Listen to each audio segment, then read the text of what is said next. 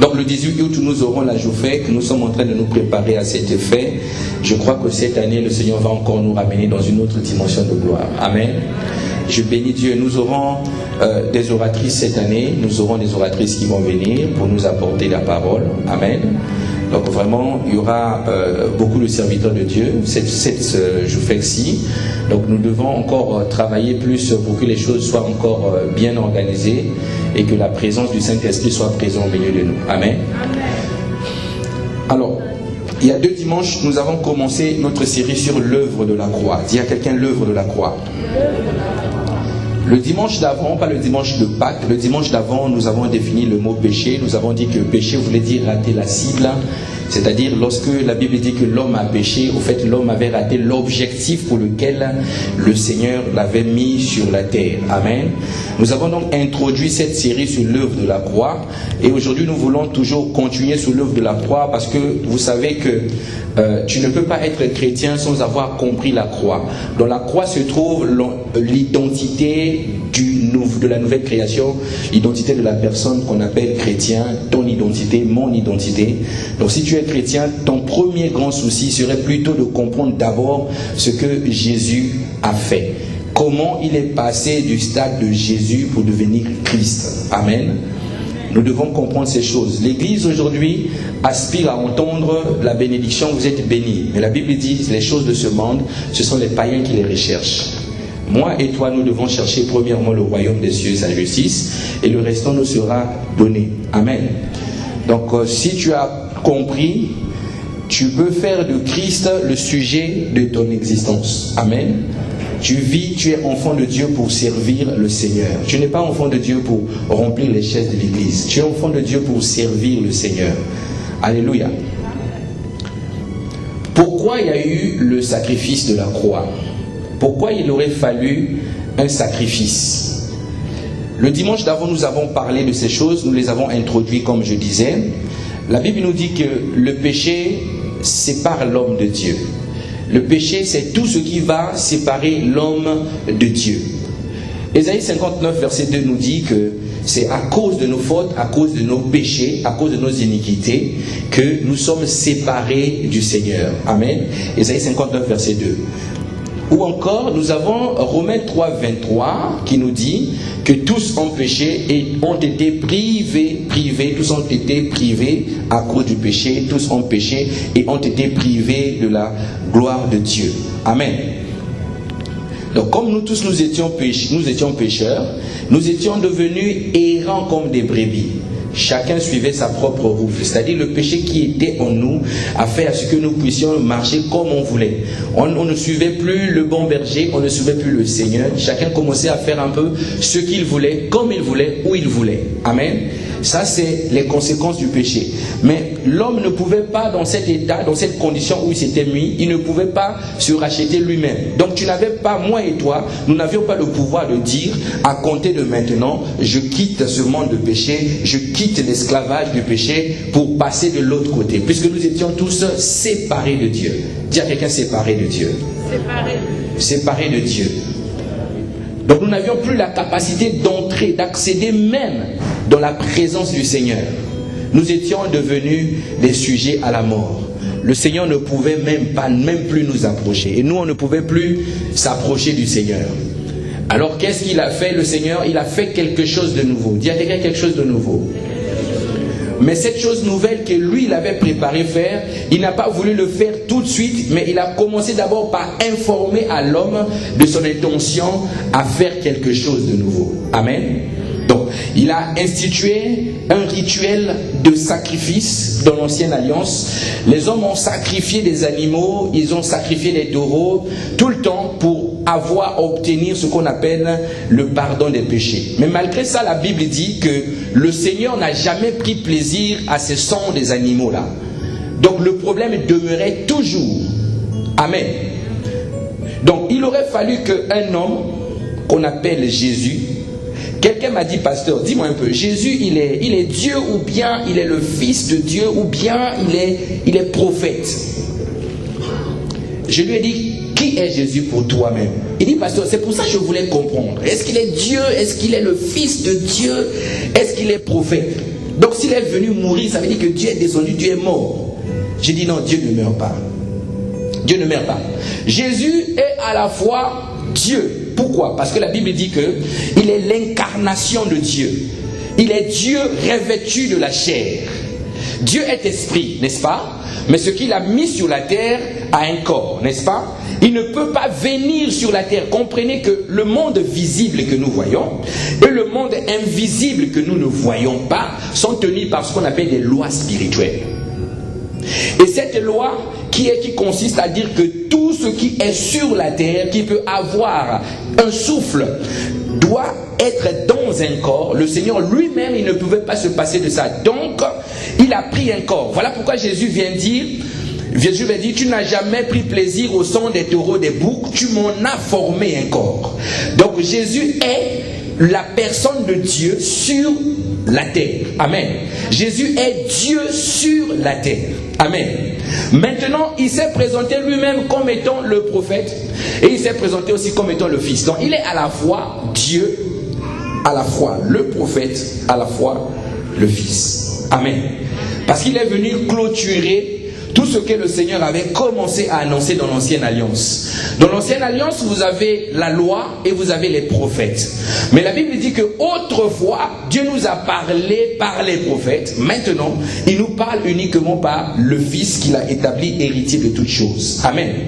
Donc c'est Jésus qui est venu sur la terre pour régler le problème du péché. Il n'est pas venu pour ta bénédiction à toi, non. Il n'est pas venu pour tout ce que tu cherches, des voitures, des mariages, toutes ces choses-là. Il n'est pas venu pour ça. Jésus est venu pour réconcilier l'homme avec Dieu, pour régler le problème du péché. Voilà pourquoi il est venu. Donc, autrement dit, si Adam et Ève n'avaient pas commis cette désobéissance, Jésus, ça se trouve, il ne serait pas venu. Amen. Mais Dieu savait que ça allait se passer comme ça.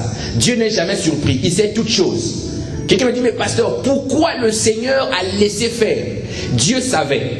Mais il a créé l'homme à son image selon sa ressemblance. Dieu t'a créé libre. Il t'a donné la capacité de choisir ce que tu veux, de choisir ce que tu veux faire.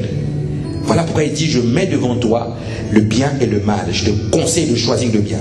Je mets devant toi la bénédiction et la malédiction. Mais je te conseille de choisir la bénédiction. Il te laisse toujours libre. Amen. Dis à ton voisin, tu es libre. Tu es libre. Donc, Jésus est venu, mais il aurait fallu que Jésus, en venant sur la terre, il n'aille pas directement à la croix.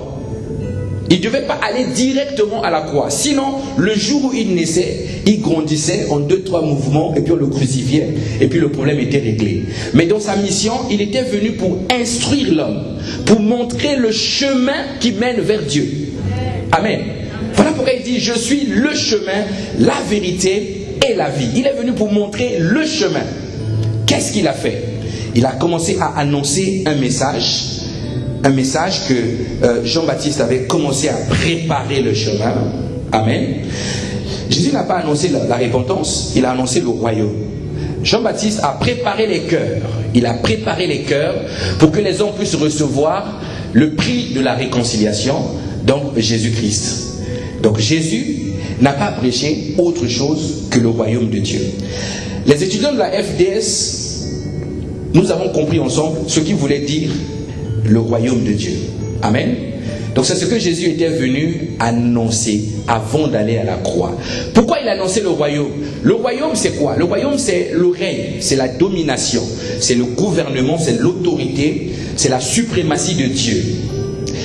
Les Grecs appellent ça Basileia et les Hébreux appellent ça Mamlaka, pour dire la souveraineté. C'est-à-dire quand Jésus est venu sur la terre, lorsqu'il annonçait le royaume, il était en train de te dire au fait, le péché n'aura plus de pouvoir sur toi. Il va te donner un nouveau type de pouvoir. Donc il va restaurer l'autorité que moi et toi, nous avons perdue par Adam dans le jardin d'Éden. Amen. Donc Jésus est venu pour faire ces choses. Il s'est offert lui-même, il s'est offert en sacrifice. Nous allons lire Ésaïe 53, verset 12. Ésaïe 53, verset 12. Ésaïe chapitre 53, verset 12.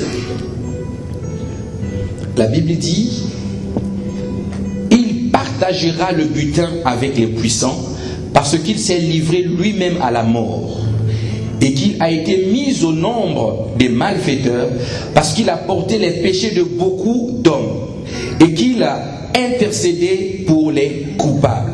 Voilà ce qu'il a fait. Il a porté le péché de beaucoup d'hommes. Maintenant, vous pouvez vous poser la question de savoir, mais pasteur, pourquoi Dieu a voulu qu'il y ait un sacrifice? Est-ce qu'il ne pouvait pas simplement effacer le péché? Est-ce qu'il ne pouvait pas simplement pardonner le péché comme il sait le faire? Mais non. Comprenez que il y a une autre loi spirituelle qui dit que lorsqu'il y a une faute, le coupable doit être puni. Comme l'homme avait fauté, il fallait bien qu'il y ait un coupable. Dieu ne pouvait pas se passer de ça dans sa justice. Donc pour que nous puissions obtenir ce pardon-là, soit nous-mêmes nous étions les coupables, nous devons passer à la croix. Donc ce que Jésus a enduré là, moi et toi, on devait vivre ça. Voilà pourquoi je bénis le Seigneur. Je ne m'imagine pas en train d'être crucifié sur un morceau de bois. Mais malheureusement, j'ai vu sur Internet, j'ai vu des gens devant un bâtiment d'église, on l'a accroché comme ça, et puis les pieds comme ça. J'ai vu ça sur les réseaux sociaux. Et les gens en bas, ils sont en train de faire ça. Oh Seigneur, ils se souviennent de ce que Jésus a fait. Mais ce n'est pas ça. Ce n'est pas le geste que Jésus a eu à accomplir à la croix. Mais c'est plutôt ce qui s'est passé lorsque Jésus a eu à passer par la croix. Amen. Lisons un peu Marc 8, verset 31. Marc chapitre 8, verset 31. Marc 8, 31. Marc 8, 31. C'est Jésus qui va parler aux disciples. Il va commencer à annoncer aux disciples, au fait, moi je suis venu pour quelque chose. Puisque les disciples le suivaient, ils étaient contents d'avoir un maître qui enseigne, un maître qui est connu, que les gens suivent, qui guérit les malades, qui multiplie le pain, qui répond à leurs besoins. Mais Jésus leur dit, au fait, moi je ne suis pas venu pour ça. Il est en train de leur parler, il dit, Marc 8, 31, il dit, alors il commença à leur apprendre qu'il fallait que le Fils de l'homme souffre beaucoup, qu'il soit rejeté par les anciens, par les principaux sacrificateurs et par les scribes, qu'il soit mis à mort et qu'il ressuscite 3 jours après. Vous voyez? Eux, ils ont compris que Jésus devait mourir. Mais dans leur dimension humaine limitée, ils ne savaient pas que Jésus avait la capacité de revenir. C'est pour ça, dès qu'il est mort à la croix, les pierres étaient perturbées. Les apôtres étaient perturbés. Ils disent, waouh, ce règne-là est terminé. Alors que Jésus, quand il était avec eux, ils étaient en train de leur dire que moi, je ressusciterai le 3e jour. C'est comme nous aujourd'hui. Tout ce que la Bible nous dit, nous pensons que c'est des paroles comme ça pour plaire. C'est des beaux mots. Mais c'est vraiment ce que la Bible dit qui s'accomplit lorsque tu es capable de mettre ces choses-là en pratique. Amen. Donc les disciples ne comprenaient pas que Jésus devait partir et Jésus devait revenir. Il leur a enseigné ça, mais eux, ils n'avaient jamais la perception de ces choses-là. Amen. Alors ce matin, je voulais que nous puissions comprendre bien ce qui s'est passé à la croix. D'où le titre de mon message, 4 choses, 4 vérités sur le sacrifice de Jésus. Il y a quelqu'un, le sacrifice de Jésus. Le sacrifice de Jésus. Il y a 4 vérités sur le sacrifice de Jésus. Premièrement, c'est que le sacrifice de Jésus à la croix était l'œuvre de la croix, je dirais, était une œuvre rédemptrice. Il y a quelqu'un, la rédemption. L'œuvre de la croix était une œuvre d'expiation, de justification et de réconciliation. Amen. Il y a beaucoup de choses. C'est des expressions que nous entendons souvent à l'église. Oh, rédemption, rédemption. Oh, réconciliation, racheter. Nous entendons ces choses. Deux fois, les chrétiens chantent. Ils chantent. Mon rédempteur vit. Il saute, il tourne. Tu dis, waouh. Lui, il est en train de célébrer Jésus. Tu te rapproches. Bonjour frère, c'est quoi la rédemption? Oh, mais c'est Jésus, c'est la croix. Et il est en train de danser, mon rédempteur vit. Tu lui dis, mais mon ami, c'est quoi le rédempteur? C'est quoi la rédemption? Il dit, la rédemption, c'est la croix. C'est ce qui s'est passé à la croix. Au fait, on n'a pas vraiment la perception juste des choses que nous faisons, pour la plupart. Amen. Donc c'est important de revenir sur l'œuvre de la croix. Amen. Ce matin, nous n'allons pas parler de la bénédiction, mais nous allons parler de la croix. Dis-moi amen. Ésaïe 1, verset 7. Éphésiens 1 plutôt, verset 7. Éphésiens chapitre 1, verset 7. Éphésiens 1, 7. La Bible dit, en lui nous avons la rédemption par son sang, la rémission des péchés selon la richesse de sa grâce. En lui nous avons la rédemption par son sang, la rémission des péchés selon la richesse de sa grâce. Ici, il y a le mot rédemption. La rédemption veut dire quoi? La rédemption veut dire simplement le rachat d'un esclave. Amen. Amen. Le rachat d'un esclave. L'esclave dont on parle ici, ce n'est pas les esclaves qu'on voit dans les films, c'est vraiment moi et toi. Nous étions esclaves. Esclaves, nous n'avons pas de force. Tu es là, tu es assis, tu sens une voix au-dedans de toi, il y a un frère qui est devant toi, même pas un frère qui est face, c'est même un païen. Il est devant toi, il a fait quelque chose de pas bien, et tu le regardes comme ça, tu n'as pas envie de l'insulter, parce que tu sais qu'en toi, le Seigneur vit, insulter c'est pas une bonne chose. Mais tu as comme une force en toi, comme une loi qui est plus forte que toi, qui te pousse toujours à aller faire ce que la Bible t'interdit. Et tu te mets à insulter, à insulter. C'est ce qu'on appelle l'esclavage. L'esclavage, c'est le fait de ne pas avoir le contrôle sur ce que nous devons faire. Le fait d'avoir un maître. Amen. Donc lorsqu'on dit que nous étions dans l'esclavage du péché, ça veut simplement dire que le péché était devenu notre maître. Et nous étions devenus tous, sans distinction, la propriété de Satan. Dis à quelqu'un la propriété de Satan. Satan avait pris la terre, il avait pris les êtres humains, il avait pris tout ce que la terre renfermait. Ça lui appartenait. Voilà pourquoi il a dit à Jésus, si tu te prosternes devant moi, tu vois tout ce qu'il y a sur la terre là, moi je vais te les donner. Donc nous étions sujets à l'esclavage de Satan. Amen. L'esclavage. Maintenant, le mot rédemption que nous avons dit, rachat de l'esclave, rachat d'un esclave, comprenez que lorsque le Rédempteur payait une rançon pour te racheter, amen, tu ne devais plus appartenir à ton ancien maître, mais tu devais appartenir maintenant à un nouveau maître. Donc au même temps que tu dis Jésus est mon Rédempteur, tu es en train de dire Jésus est mon maître. Alléluia. Donc tout le temps que nous allons célébrer le Rédempteur, nous voulons simplement rappeler que Jésus est notre Seigneur. Donc pour être le Rédempteur, il aurait fallu qu'il paye un prix. Il paye un prix. Amen. Et ce prix-là, aucun homme avait le pouvoir de verser ce prix. Aucune somme d'argent ne pouvait être équivalent à ce prix. Comprenez une chose. Lorsque tu es dans une boutique, tu pars par exemple chez Carrefour, il y a une télé qui est positionnée devant toi, tu as besoin d'acheter cette télé pour que cette télé t'appartienne. Mais le prix que tu dois payer est un prix qui correspond à la valeur de la télé. Si tu arrives et que la télé coûte 900 €, tu as 850 €, tu vas en caisse avec la télé de 900, on va te dire, monsieur, il manque 50 €. Amen. Donc il fallait que le prix soit équivalent au bien que tu as acheté. Amen. Donc cette rançon-là, aucune somme d'argent, ça pouvait être 90 milliards de dollars. Aucune somme d'argent ne pouvait valoir le prix. Donc lorsque je vois le chrétien qui devient esclave de l'argent, esclave des biens, esclave des choses, alors qu'il ne sait pas que lui-même, il est une perle de prix. Amen. Ce n'était pas l'or du monde, ce n'était pas l'argent du monde. Toutes ces choses, les minéraux, tout ça réuni, ça ne pouvait pas te racheter de l'esclavage de Satan. Donc au fait, là où je te vois, là où tu me vois, tu coûtes cher. Dis à quelqu'un, tu coûtes cher. Tu as du prix. Même si tu es méprisé, dis-lui, tu ne comprends pas. Là où je suis là, je représente des milliards de dollars. C'est ma valeur. Et oh, je pensais que tu allais acclamer le Seigneur. Oh là là, c'est la valeur. Amen. Ne méprise pas celui qui est à côté de toi. Il coûte cher. Amen. Il coûte cher. Si les richesses de ce monde n'ont pas pu te racheter, quel est le prix que tu coûtes? Quel est le prix que tu coûtes? Moi, je vois des femmes qui deviennent malheureuses parce que le mari lui a dit, tu sais quelle femme, tu vaux rien toi. Elle est malheureuse. Il me traite mal, il me traite malheureuse à cause de ça. Tu as de la valeur. Amen. Même si tu manques, viens devant toi, regarde ton miroir, regarde, tu dis, waouh, j'ai écouté Christ.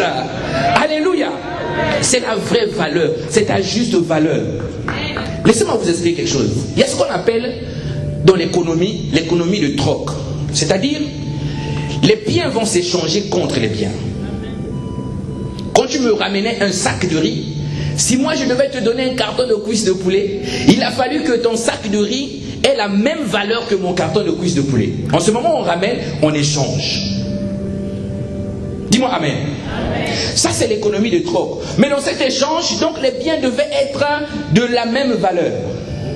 On pouvait avoir toutes les maisons du monde, on pouvait avoir toutes les voitures du monde, on les vend, on ne pouvait pas te racheter. On ne pouvait pas te racheter.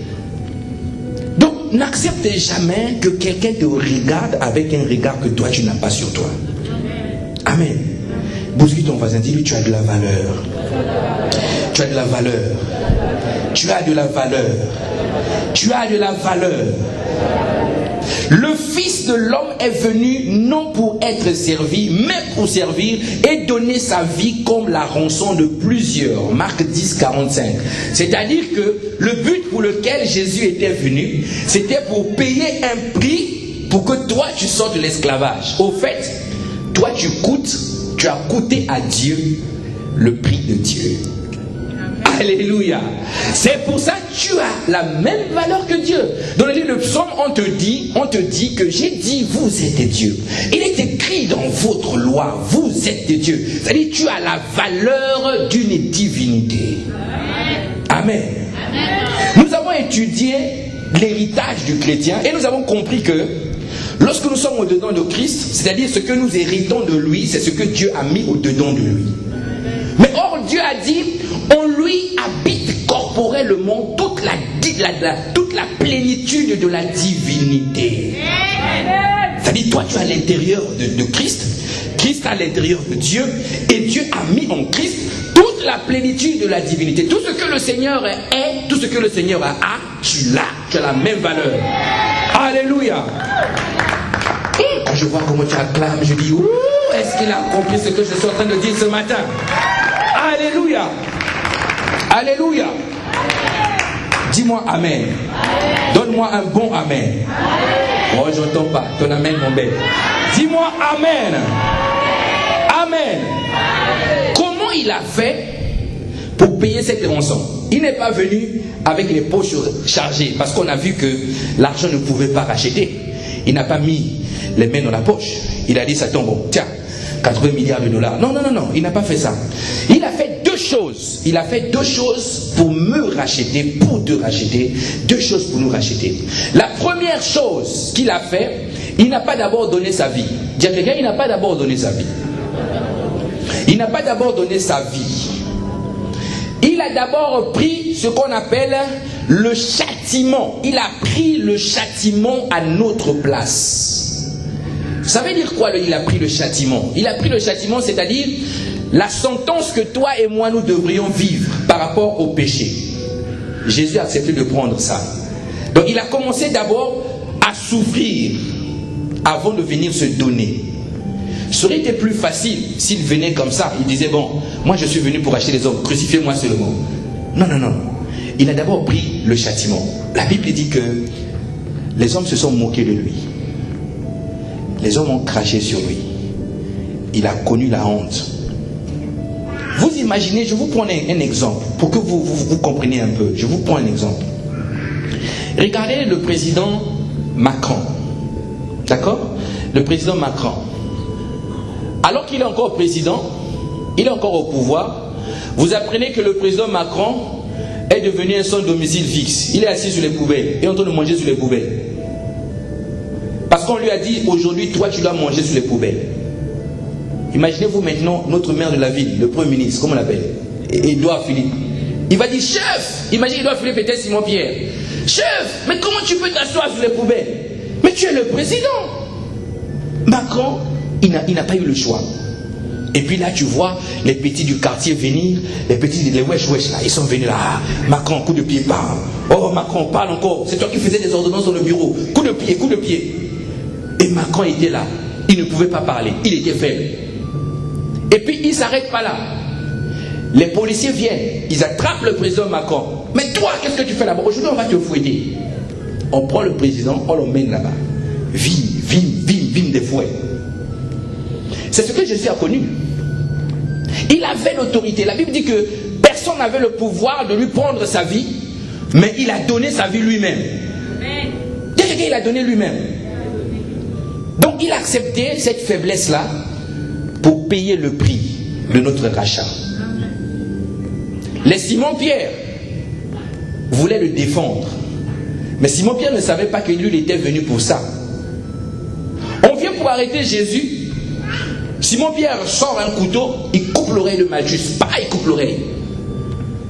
Oh, l'oreille!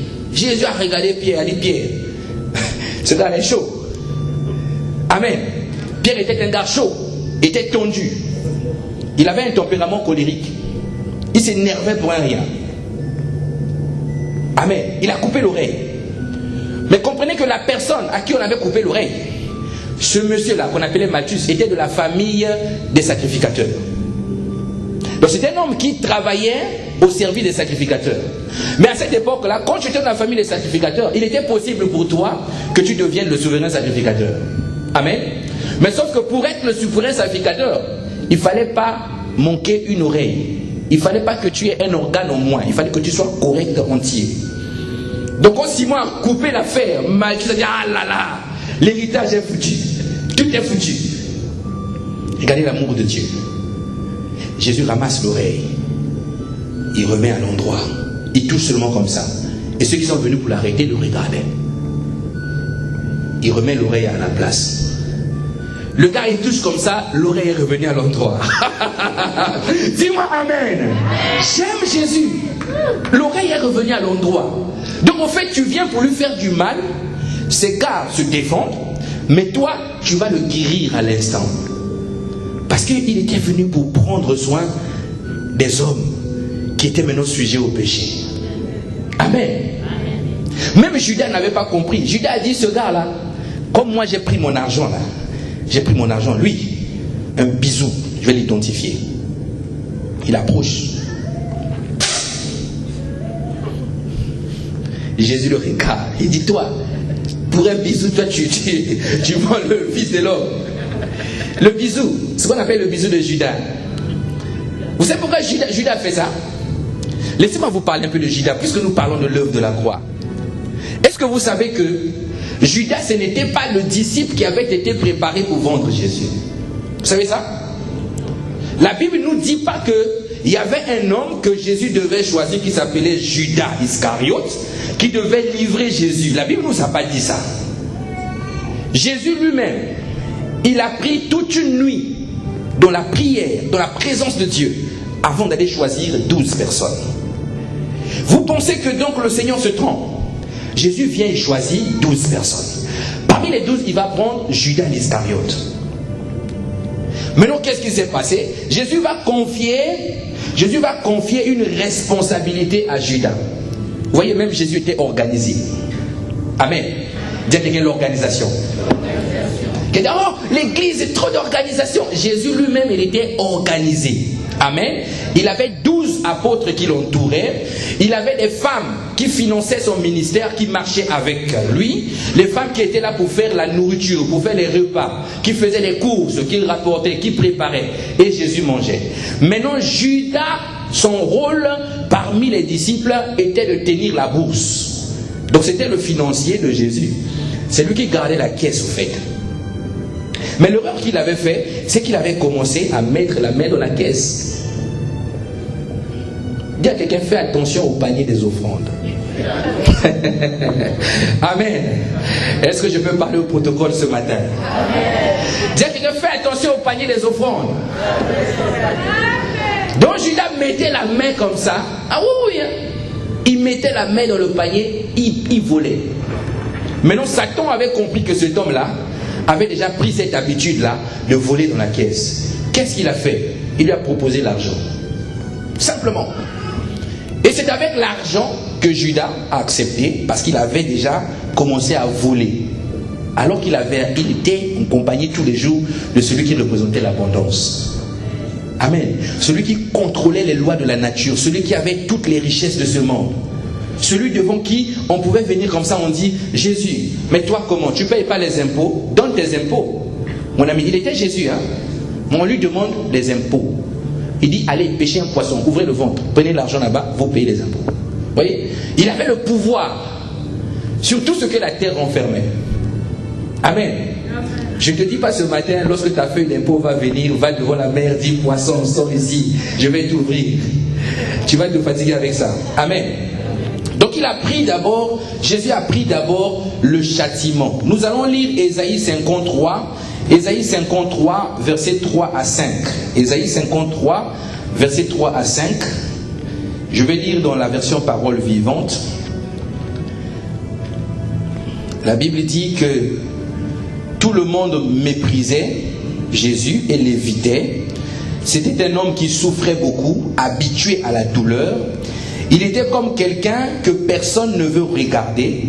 Nous le méprisons, nous le comptions pour rien. Pourtant, ce sont nos maladies qu'il supportait. C'est de nos souffrances qu'il s'est chargé. Et nous pensions, c'est Dieu qui le punit de cette façon. C'est Dieu qui le frappe et l'abaisse. Mais il était blessé à cause de nos fautes.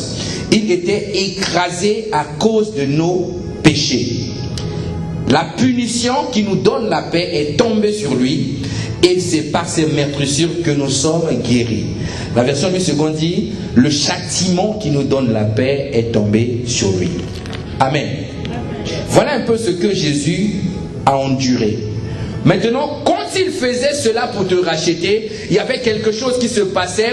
À chaque étape qu'il subissait, il était en train de prendre quelque chose qui était chez toi. Il prenait des choses qui étaient destinées à toi et il prenait ça sur lui pour que toi tu ne puisses plus vivre ces choses. C'est quoi ces choses? Quand tout le monde méprisait Jésus, en réalité c'est toi et moi qui devrions être méprisés par tout le monde. Donc si tu comprends bien, Jésus a pris le mépris à ta place. C'est-à-dire, toi, tu ne seras plus méprisé. Tu es quelqu'un qui sera considéré dans tout ce que tu fais, dans toutes tes voies, tu es considéré. Amen. C'est ce qu'il a fait. Il a été méprisé, on l'a chiffonné. Mais toi, on ne pourra plus te chiffonner. Alléluia. C'était un homme qui a beaucoup souffert. À l'instant où il était frappé, abattu, il souffrait beaucoup. Il souffrait dans son corps. Il n'arrivait plus à crier, la douleur était intense. La Bible dit que cette souffrance-là, c'était pour te communiquer ce qu'on appelle la joie et le bien-être. Voilà pourquoi un chrétien qui ne sourit pas, il y a un problème, mon ami. Si la vie de Dieu est en toi et que Jésus a pris le châtiment, il te confie la joie. Donc un chrétien est une personne joyeuse.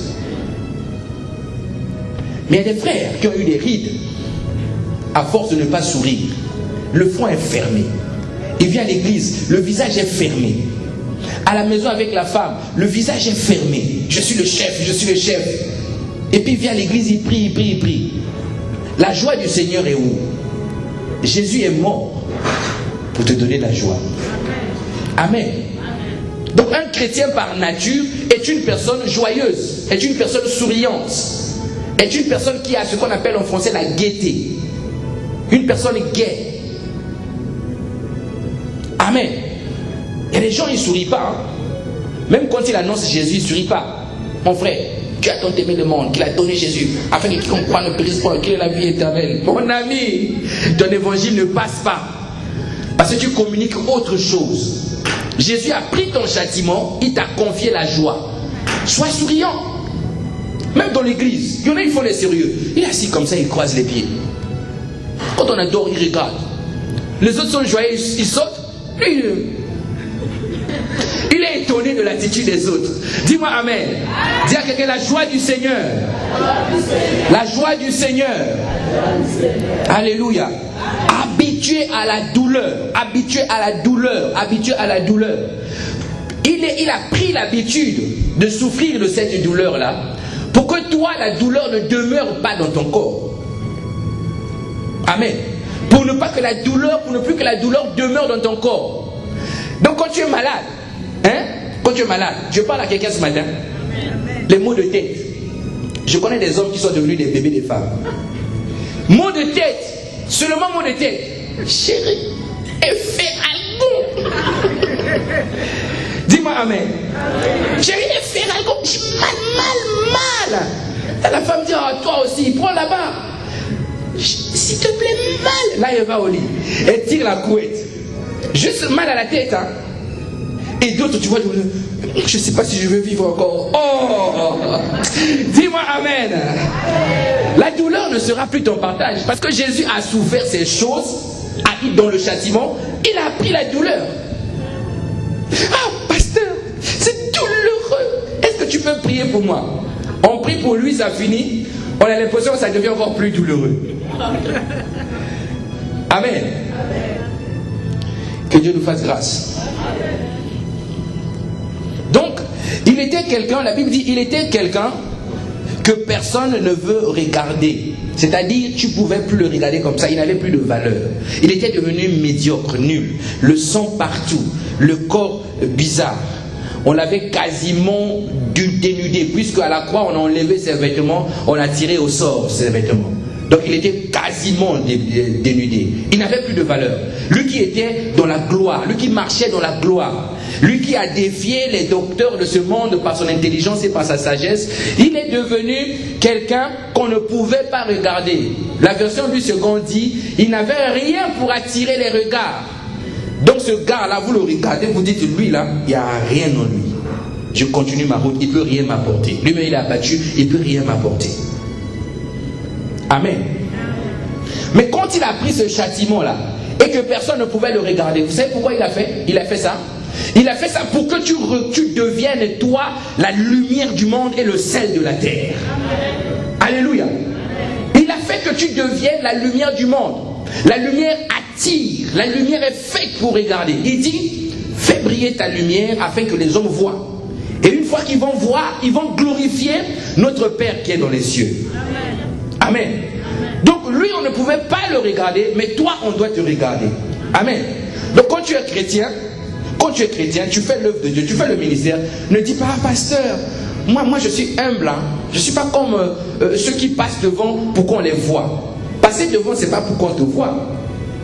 Tu es fait pour être vu. Le chrétien est fait pour être vu. Dis-moi amen. Amen. Dis-moi amen. Amen. C'est comme ça que Satan maintient beaucoup d'enfants de Dieu dans la dépendance. Tu es appelé au ministère, mais Satan te donne la fausse humilité. Tu te dis, pasteur, moi je suis pour moi humble. Je m'assois toujours derrière, tu vois, l'estrade. Je ne suis pas parmi ceux qui aiment le micro. Mais Dieu t'a dit, il faut que tu parles. Tu vas parler comme dans la rue. Laissez-moi vous expliquer un peu l'église. Parce que beaucoup voient les assemblées comme étant un lieu où on vient pour prier Dieu, pour chanter. L'assemblée est un centre de traitement. L'assemblée est un lieu où on vient pour se recharger et aller dans le monde. C'est ça l'église. On vient se recharger, on vient s'équiper, après on va dans le monde travailler pour le Seigneur. Mais si tu viens au centre de recharge, tu as une voiture électrique, on t'a dit il faut brancher ta prise là-bas au courant pour être rechargé, mais toi tu vois, tu tiens seulement ta prise, tu dis moi je suis trop humble, mais quand tu vas sortir là, tu vas t'arrêter devant. C'est ainsi qu'il y a des chrétiens, ils sortent, on dit formation, il n'est pas là, il sort là, on dit qui est Jésus? Mais c'est Jésus, laisse-moi tranquille, c'est Jésus, il continue. Voyez, l'église c'est un centre de traitement, c'est un centre de préparation. Donc tu es la lumière du monde. Non, ne dis pas, non, pasteur, moi je ne veux pas qu'on parle de moi, tu vois, je suis trop humble, je fais des choses, mais faut pas parler, pasteur. Tu sais, la Bible dit, la main gauche donne, la droite ne doit pas savoir. Tu sais, discret. Quel discret? La Bible dit, il faut qu'il voit comment vous servez Dieu et qu'il glorifie votre Père qui est dans les cieux. Amen. C'est pour ça, lui, il n'avait plus rien pour attirer les regards. Pour que, lorsque tu vas te lever, toi, que les regards de l'humanité soient tournés vers toi. C'est ça les chrétiens. Le chrétien, c'est pas les costumes comme ça, comme le pasteur dressé, ligne, repassé dimanche, marche et viens là, nous t'adorons Seigneur. C'est pas ça être chrétien. Ça là, ça ne te mènera nulle part. Être chrétien, c'est communiquer la vie de Dieu. Communiquer la vie de Dieu, le sel de la terre. Partout où tu vas, tu arrives, tu es debout, on te dit, il est différent lui. Regarde même sa manière de parler. Oh, on a l'impression qu'il est intelligent, il est sage. On te demande comme ça, quel diplôme as-tu? CAP. Mais quand tu entends le gars du CAP, tu dis, dedans de lui, il y a le docteur d'Israël qui est dedans. Amen. C'est pour ça, ne sois jamais complexé. Celui qui est en toi est plus fort que celui qui est dans ce monde. Il est plus grand, grand en sagesse, grand en majestueux. Il est en toi. Donc il dit que tu es la lumière du monde. Ne sois pas étonné, les regards des hommes doivent être braqués vers toi. Parce que tu es venu pour montrer la direction, pour montrer la lumière. Donc ne dis pas, pasteur, moi je recule. Moi je recule. Vos affaires d'église là, moi je ne suis pas trop dedans. Vous savez, les églises, c'est pour avoir des problèmes. Mon ami, il faut des problèmes. Les problèmes vont te forger, les problèmes vont te préparer, les problèmes vont te faire accéder. Parce que quand tu vas même rentrer dans le ministère, tu régleras des problèmes. Jésus est venu pour régler le problème. Pourquoi tu veux que lorsqu'il te laisse moi et toi sur terre, il nous laisse comme ça sans problème, innocent, sans problème? Amen.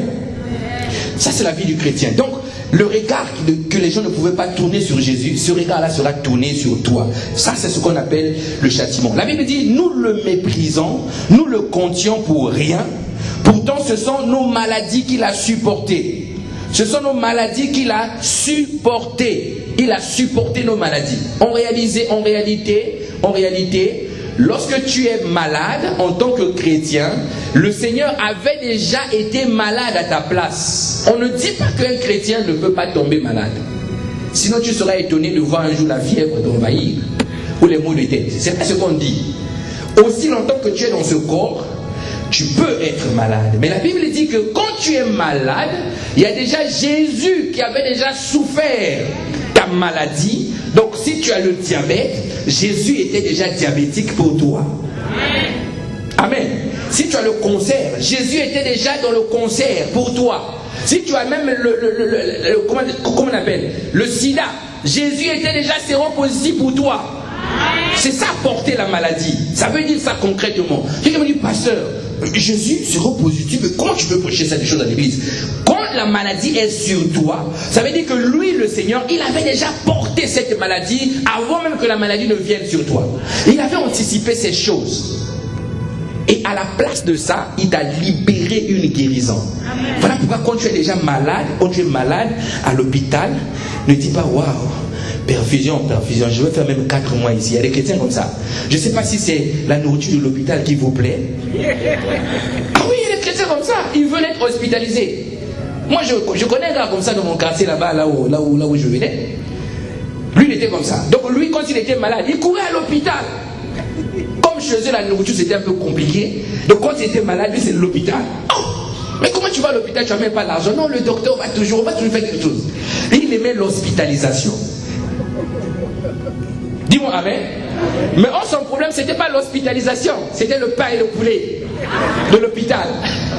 Amen. Donc le gars, il partait, comme la nourriture de l'hôpital, souvent en Afrique, quelquefois c'est sans sel.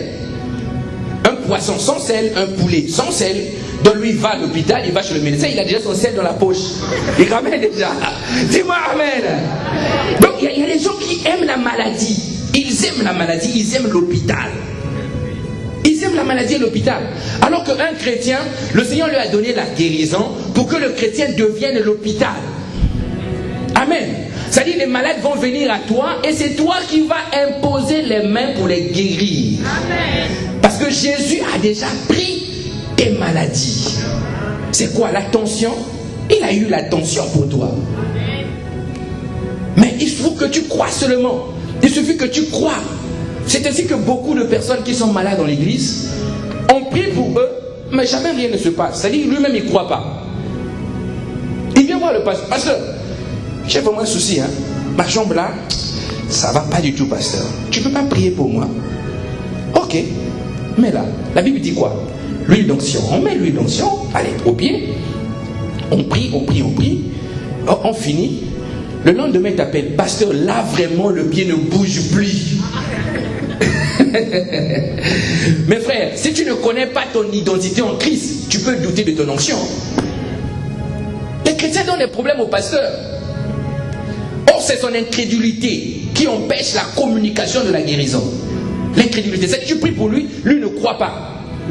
Tu dis au nom de Jésus, par tes meurtrissures, nous avons été guéris. Père, tu as dit, vous imposerez les mains sur les malades et les malades seront guéris. Conformément à cette parole, j'impose ma main et j'ordonne la guérison. Tu lui dis Amen. Amen. Il part avec sa maladie. Il aime la maladie. Christ a été malade pour toi et pour moi, pour te communiquer la guérison. Amen. C'est de notre souffrance qu'il s'est chargé. Notre souffrance qui t'est chargée. Qui s'est chargée. C'est-à-dire tu ne souffriras plus. Lui, il avait pris la souffrance à ta place. Tu ne souffriras plus. Mais ne confonds pas la souffrance et la croix que tu dois porter. Beaucoup parmi nous, nous voulons devenir des propriétaires de beaucoup de choses. Nous voulons avoir beaucoup de choses. Mais peu sont ceux qui veulent payer le prix pour les avoir. Jésus, avant de devenir Seigneur, il est d'abord passé à la croix.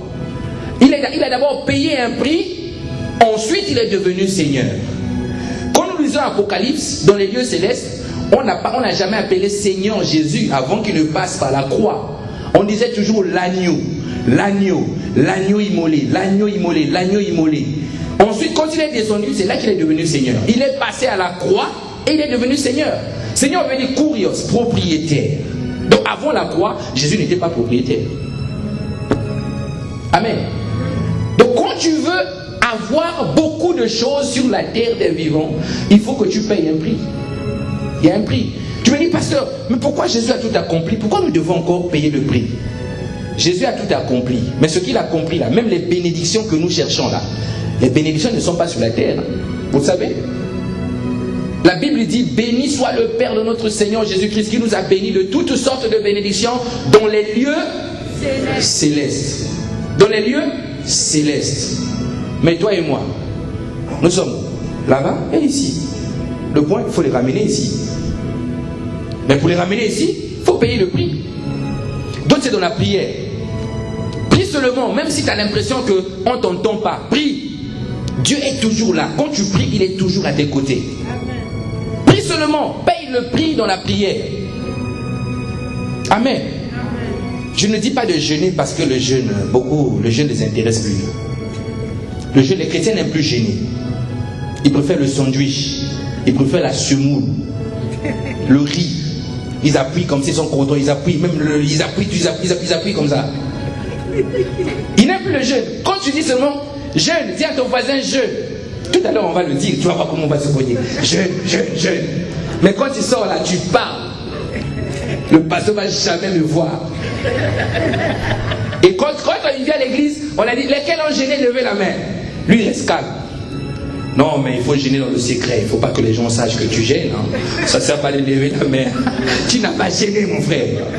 Les chrétiens n'aiment plus le jeûne. Ils n'aiment plus ça. Et il n'y a pas que les chrétiens. Il y a même des musulmans qui le font. Ramadan, le gars, il s'enferme dans la chambre. Quand il sort là, ah ouais, c'est compliqué. Oh, c'est compliqué. Mais il a mangé en cachette. Hein. Il ne sait pas que Dieu le voit. C'est ainsi que beaucoup abîment les jeûnes. C'est-à-dire qu'on vit là tous ensemble, on est dans les jeûnes, mais toi tu as mangé. Et nous on commence à prier, nous on est légers, nos corps sont légers. Mais toi on sent que tu es lourd. Tu es lourd, il y a des gens, ils baillent au moins 10 fois quand ils prient. Ah oui, ils baillent. Il y a des frères et sœurs comme ça. Vous commencez 5 minutes, il est zélé. 10 minutes, il prie. 30 minutes, il s'assoit. L'humilité précède la gloire. Il commence à prier doucement. Dieu entend dans les cœurs. Il commence à prier doucement. Après, je dis, oh! Et généralement, qu'est-ce qu'il fait? Il tourne la tête contre le mur. Oh! Il nous communique la lourdeur. Amen. Il nous communique la lourdeur. Ça dit quelqu'un comme ça, tu passes à côté de lui, tu as envie de lui imposer la main. Oui, les chrétiens veulent plus payer le prix. Jésus a tout fait, mais il attend que toi tu payes le prix. Il a dit que celui qui veut me suivre, qui porte sa croix, qui me suive, il faut payer le prix. Amen. Nous allons jeûner tout à l'heure. Nous allons jeûner. On va commencer dans 21 jours. 21 jours. Amen.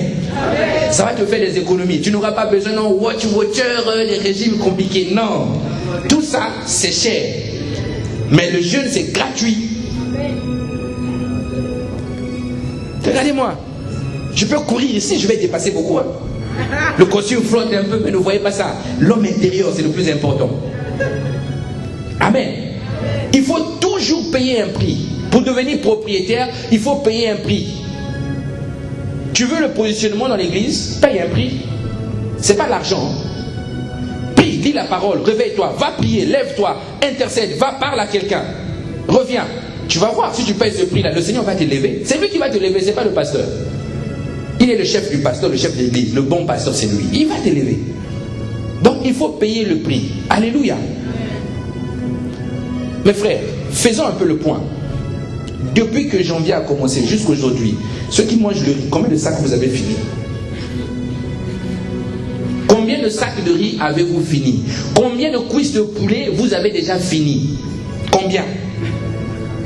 D'autres ils mangent jusqu'au point où l'huile commence à couler sur les mains. Donc tellement il a mangé les peigneux, tout ce qui est gras, l'huile coule. Et il vient lourd dans la présence du Seigneur. Jésus a tout accompli. Satan, prends tes bagages, je veux m'en aller, car le Seigneur a tout accompli. Jésus a tout accompli. Donc lui vit comme il veut. Jésus a tout accompli. C'est faux, hein? Il a tout accompli, mais si tu veux le bénéfice de la croix, il faut que tu payes le prix. Amen. C'est ainsi que ceux qui avancent avec le Seigneur, c'est ceux qui cherchent le Seigneur.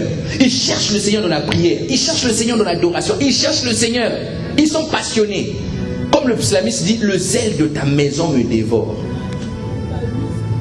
Alléluia. Vraiment, on bénit le nom de Jésus. Qu'est-ce qu'il a fait d'autre? Qu'est-ce qu'il a fait d'autre? La Bible dit que il était blessé à cause de nos fautes. Il était blessé à cause de nos fautes. Donc, on s'est mis à le frapper jusqu'à le blesser parce que lui, il était innocent. Moi et toi, nous étions fautifs. Lui, il a pris ce châtiment-là sur lui. Donc, toi, tu ne peux plus être quelqu'un dans la tête, on t'a accusé, tu commences à t'énerver. On m'accuse à tort, pasteur. Non, il faut être juste. Il faut être juste, on m'accuse. Si on t'accuse, ça fait quoi? Si on t'accuse, ça fait quoi? La Bible dit, il n'y a plus de condamnation pour ceux qui sont en Christ. Amen. C'est la suite qui est intéressante. Et ceux qui marchent selon ses desseins. Il n'y a plus de condamnation. Donc le tout, c'est pas d'être en Christ, mais c'est de marcher selon ses desseins. Amen. Tu n'es plus fautif. Il y a des gens qui se battent parce qu'on l'a accusé. On a juste dit quelque chose qui est faux sur toi. Tu t'es levé. Toi, je vais te casser la tête. Comment ça, mon frère? Toi, tu prêches l'évangile. Quelle main tu veux casser la tête? La main que tu imposes sur les gens, tu veux casser les têtes avec. C'est pas des marteaux. Juste parce qu'on t'a accusé. Tu ne peux plus avoir la mentalité de la condamnation en toi. Tu n'as plus la mentalité de la condamnation. Un enfant de Dieu ne peut plus marcher sur la mentalité de la condamnation. C'est pour ça que Paul parle de la bonne conscience. Il dit gardez la bonne conscience. Ceux qui ont perdu cette bonne conscience ont fait naufrage à la foi. Gardez la bonne conscience. S'il n'y avait que ça, mes frères, mes soeurs, je vous dis la vérité. Aujourd'hui, aucun pasteur ne pouvait se tenir sur l'estrade. Parce que les pasteurs, généralement, c'est les hommes les plus mauvais de l'église. Tellement on accuse, quelquefois même à tort, on accuse. Oh, mais tu sais ce qui se passe là? Mais c'est le pasteur. Et là, il tourne, l'esprit de Satan. Tu sais ce qui se passe là? Oh, mais c'est le pasteur. Tu ne sais pas? Je vais te dire, je vais te parler après. Viens me voir à la maison. Technique, viens à la maison. Je ne te dis pas. Le pasteur. Ne vois pas comme ça. Hein? C'est pas parce qu'il prêche l'évangile. Ces hommes-là. Attention, si je te dis, tu vas tomber. puis ce qui se passe généralement, c'est que les réunions secrètes reviennent toujours à l'oreille du pasteur. Toujours. Ça, c'est notre croix. Les réunions secrètes reviennent toujours à l'oreille du pasteur. Maintenant, la grâce que le Saint-Esprit nous donne, c'est quoi? C'est de ne pas considérer ça, de regarder ça comme étant une perdition, de chercher toujours à gagner le cœur. Tu comprends que celui qui te critique, le point que ce n'est pas parce qu'il ne t'aime pas, c'est que Satan a mis la main dans l'affaire. Donc si tu veux avancer dans le ministère, il faut comprendre ça. On peut te critiquer, mais comprends que Jésus, il a déjà subi ça pour toi. Donc même si on te critique pour lui, ce n'est pas un problème. Il y en a d'autres qui disent droit de réponse. Il fait toute une émission, droit de réponse. Il s'assoit à la télé, au lieu d'annoncer l'évangile, lui il répond à l'autre là-bas qui l'a critiqué. Droit de réponse, il s'assoit là. Oui, pasteur Intel avait dit ça, c'est faux. Regardez, la Bible dit ça. Ça sert à quoi? Les droits de réponse là, ça sert à quoi? Christ est notre justice. Ça te sert à quoi? Parce qu'on m'a critiqué cette soeur là, j'ai pas envie de la voir, ce frère là. Non. Lui, il m'a critiqué tout ce qu'il a dit sur moi. Non, pasteur, il y a des choses quand même, hein. On est quand même des hommes. Quand on parle comme ça de toi, pasteur, ça fait mal. Alléluia. Il faut bénir celui qui te critique. Parce que celui qui te critique, en réalité, il te pose un palier supplémentaire. Il te fait monter au fait. Amen. Dis-moi amen. Donc plus toi, tu prends ça bien, plus tu es en train de monter. C'est pour ça que vous allez remarquer un pasteur dans une église. Quand l'église est petite comme ça, on ne le critique pas trop. Il y a des critiques, mais pas trop. Mais quand l'église monte, là, vous avez l'impression que les critiques montent. Là, on va dire, franc-maçon. Je prêche, je fais mon doigt comme ça. On dit, vous voyez le doigt? Le signe est là. Tu vois, il fait ça. Ça veut dire, là, il envoie un esprit. Amen. Mais si tu t'occupes de ça, un jour, tu vas commencer à prêcher comme ça, tu ne bouges plus. Et les mêmes vont dire, tu vois, ils ne bougent pas. Ça, c'est le courant satanique. Alléluia. Les accusateurs, ça, c'est l'esprit de Satan. Donc, plus le ministère avance, plus les critiques montent, plus tu sors de ça, tu mets le pied et tu montes, le ministère monte, la renommée monte et Jésus-Christ est glorifié. C'est ça dans la vie d'un chrétien. Donc lorsqu'on te critique, ne prends pas ça toujours mal. Ne t'énerve pas. C'est pour t'élever, pour te rehausser. Amen. Qui va faire ta publicité? BFM TV, ça coûte très cher, tu ne pourras pas. Laisse parler de toi, laisse-les parler de toi. Toi, parle seulement de Jésus. Un jour, ils vont revenir. On a vu des gens aujourd'hui critiquent, ils ont critiqué les églises, les pasteurs. Un jour, lui-même, on ne sait pas ce qui s'est passé là-bas. Il revient. Vraiment, pasteur, pardonne-moi. Je dis, mais je te pardonne pourquoi? Vraiment, pardonne-moi. Je ne peux pas te dire, on est des hommes. Pardonne-moi. Tu vois, il revient avec la tête basse. Mais des personnes comme ça, il faut prendre le soin de beaucoup prier pour eux. Il ne faut pas les accuser. Quelqu'un qui fait ça, il a vraiment besoin que le pasteur se rapproche encore plus de lui. Il faut se rapprocher encore plus quand c'est comme ça. Appelle, écoute, essaie de parler, comprends. Ne reviens pas sur tu avais dit ça, tu avais dit ci, tu avais dit ça. Mais nous les chrétiens, nous faisons ça. Jésus a été condamné pour ça. Il a été accusé pour ça. Pour pas que moi et toi, nous continuions à avoir la mentalité de la culpabilité. Et ça, c'est que le châtiment qu'il a porté. Amen. Si tu as compris ça, tu vas avancer. Tu avanceras avec Dieu. Vous avez vu dans la Bible, Anne. Pourquoi Anne n'a pas tapé Pénina? C'était une femme de prière. Pourquoi Anne n'a pas donné des coups de poing à Pénina? Puisque la Bible dit que tout le temps que Anne sortait de sa maison, Pénina se moquait d'elle. Mais aujourd'hui, toi et moi, là, toi-même, en Christ, tu as accepté être 4e bureau. Il y a des chrétiens comme ça, hein, des chrétiennes. Oui, ma soeur, oui. Tu es marié? Pasteur, j'ai un mari. Non, je demande si tu es marié. Non, pasteur, j'ai un mari. On a fait des enfants, mais quoi? Est-ce que toi, tu es marié? Au fait, non, pasteur. Ah, pour dire ça, ma soeur, il faut passer beaucoup de chemin. Ton mari a combien d'enfants? Ah, pasteur, je ne sais pas. Hein. Tu ne sais pas comment. Donc, il n'a pas fait qu'avec toi. Non, moi, je suis 2e bureau. Ah! 2e bureau. Toi, en Christ, c'est 2e bureau. Donc, là, les hommes sont finis. Dieu ne peut plus te donner un homme. Toi, 2e bureau. Je ne comprends pas. Et il y en a d'autres qui aiment que les hommes mariés, chrétiennes. Pasteur, moi vraiment, les hommes seuls là, je ne supporte pas. Moi, je suis moi des hommes mariés. Ah, ma soeur, il y a quoi? À César, ce qui est à César. Toi, tu prends les trucs de César et tes trucs à toi, les trucs de tout le monde. Moi, c'est seulement les hommes mariés. Et bon, aujourd'hui, il y a beaucoup de vidéos. Tu vois des femmes qui sont vraiment possédées. Elle va sur Facebook, elle met son téléphone et parle. Nous sommes les deuxièmes bureaux. Nous prenons soin de vos maris dans les maisons. Je suis des choses sur les réseaux sociaux. Hein. Nous prenons soin de vos maris. Il faut nous dire merci. Quand ils sont calmés à la maison, parce que quand ils sortent d'ici, c'est nous qui les adoucissons.